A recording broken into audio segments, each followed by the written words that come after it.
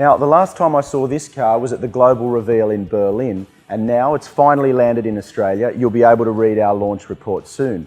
The big news for the Hyundai Tucson is that it's going to be one of the first Hyundais available anywhere in the world that supports Apple CarPlay. The experts tell me it's pretty easy to use. There's only one way to find out.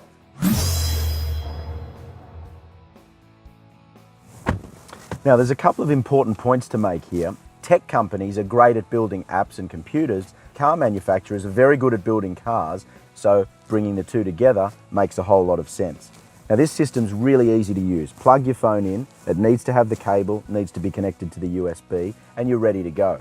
What I really like about Apple CarPlay is how similar the interface is to what you're used to on your Apple phone. So the screen looks the same, the swipe system works exactly the same way, and you've even got a home key there, which is the same as the home key on your phone.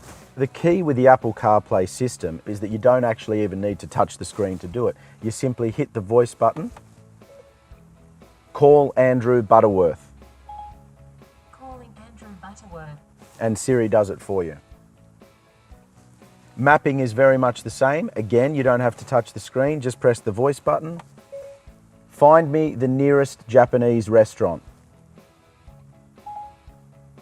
Checking. The nearest one I see is Taiyo Japanese restaurant in North Ryde. Now from here, the system's given us 3 options based on various traffic flow and things like that. Starting route to Taiyo Japanese And it starts the restaurant. turn-by-turn system. It's that easy. Road, then turn right onto Waterloo Road. One of my personal bugbears with navigation systems in cars is that if they're not standard, they can cost an arm and a leg, in some cases thousands of dollars, and eventually you end up with outdated maps. You don't have that problem with Apple CarPlay. Now sure, you're going to use a bit more data while you're using turn-by-turn navigation, but in the overall scheme of things, it's not a huge amount. And the best part is that because you're accessing maps from the internet, they're constantly updated, and it also has live traffic updates. Pressing the home button takes us back out to the start of the system. Internet radio is becoming more and more popular, and the great thing with Apple CarPlay, it's got you covered. So you go across to your internet radio. Now we've got a tune-in radio app on this phone. I can select local radio, I can find a local station. If I want to listen to some music, select that, press play, and we're away. It's that simple. As we know, texting while you're driving is just about as dangerous as anything on the road, but with this system, you don't have to touch your phone and you don't have to touch the screen. You just ask Siri to help you. Press the voice button. New text message to Andrew Butterworth. Okay, what do you want to say to Andrew Butterworth? Let's do lunch soon. Your message to Andrew Butterworth says, let's do lunch soon. Ready to send it? Yes.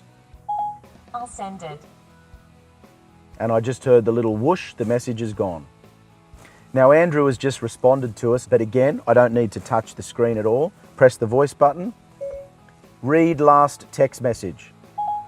I found your most recent message from Andrew Butterworth. It says, sounds great. Would you like to reply? No thanks. There are no more messages. It's as simple as that. I'm amazed by how easy and simple it is. If you've got an Apple product, you'll be used to it in no time. It's safe and it's ridiculously easy to just get in there and start using it. And the fact that you don't have to touch the screen, that's a huge bonus to me. And the work part of it, 5 minutes, you're ready to go. Now speaking of work, I'm done, and I think after talking to Siri for so long, might actually ask her if she wants to have dinner with me. Siri, can I take you out to dinner?